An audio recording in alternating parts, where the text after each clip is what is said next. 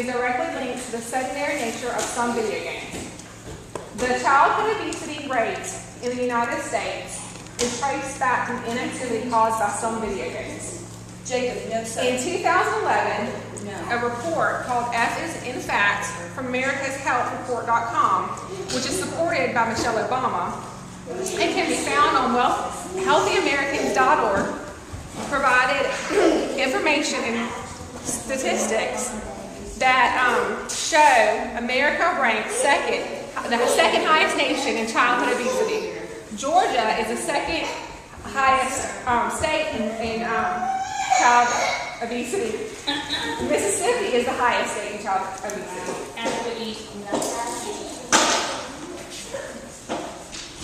I want to let you know that the problem with childhood obesity right now is that it is an epidemic, and the health issues that normally are only plaguing adults now plague children.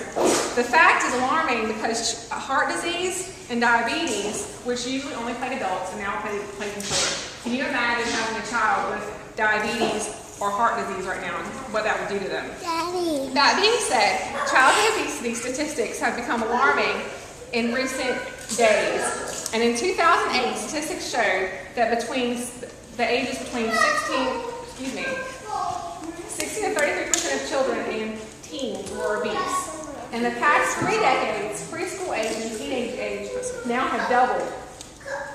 And the 6 to 11 age group statistics have now tripled since 2008. According to kidshealth.org, you can find this information on kidshealth.org, and childhood obesity rates now show around 9 million children over the age of 6 are considered to be obese. This same website shows that the percentage of overweight children in the U.S. is growing at an alarming rate, with about 1 in 3 kids now being overweight or obese. It seems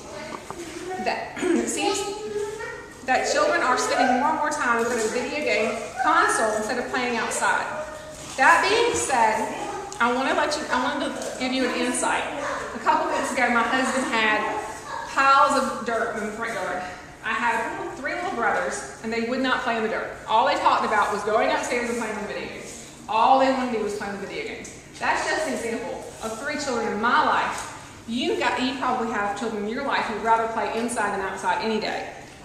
That being said, Dr. Nicholas Stelt is a pediatric nutritionist, and he states that his study is the strongest evidence for independent association between time being spent indoors and on video games and childhood obesity. This study can be found on the website called 60secondparenting.com. Dr. Sedler's study has shown in order to stop or slow down childhood obesity, the time playing video games must be restricted. This study also shows that each hour a child plays a video game, double the likelihood the child will be obese. Of course, if a child is involved with exercise, outside fun, and a healthy diet, the risk of obesity are reduced. Let's talk about physical activity for a second, because physical activity in today's youth has decreased enormously. Schools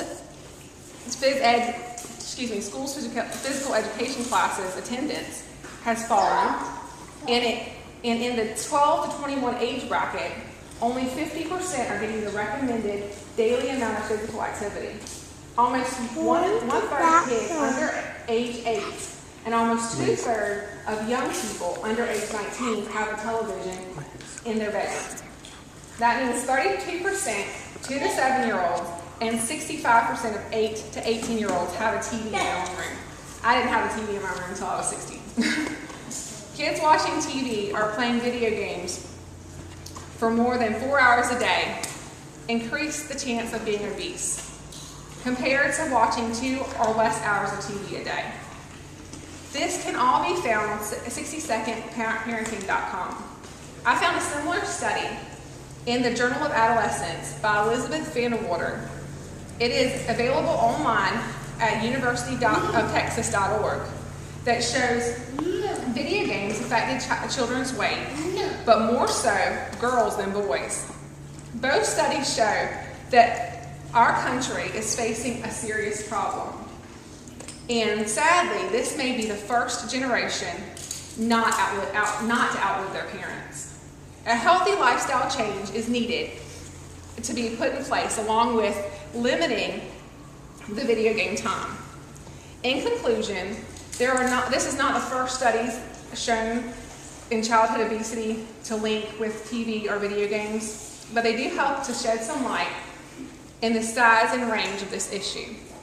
Time off the couch and away from the TV and video games, along with healthy eating choices of our children, is a necessity to overcome the race that we're running with childhood obesity.